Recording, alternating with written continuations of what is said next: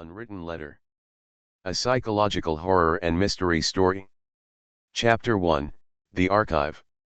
Sarah loved solitude. She found comfort among the piles of paper, the smell of old papers, and the faint ticking of the wall clock in the archive office where she had worked for over a year. In the basement of the old town hall, her job was simple: cataloging old letters and documents, archiving contracts and photographs, and keeping a record of everything. She rarely visited, and she rarely left before sunset. One winter evening, as she was arranging a box numbered 1998, she found a thick, dark envelope with no seal, just her name written on it in an old, slightly trembling handwriting, Sarah. She froze for a moment. Her heart beat inexplicably fast. She looked around. No one. Slowly, she opened the envelope and found only one piece of paper. Yellow, as if she had spent years waiting. And she read. To Sarah. Don't open the door tonight, no matter what. It will knock 3 times, then fall silent. Ignore the sound. Or, you won't survive. April 13, 1998. Sarah grimaced. Today was April 13th, but in the year 2023. Strange. She whispered. She thought someone was trying to play a joke. Maybe an old colleague had written it down and joked about it. But she couldn't ignore the heavy feeling that settled in her chest. Chapter 2, The Knocks.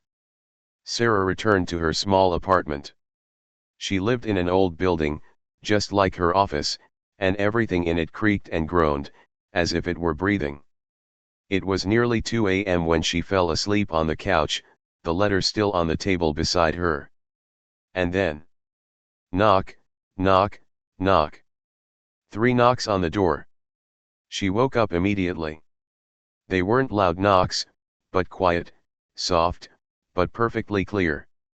She thought she was imagining things. A minute passed.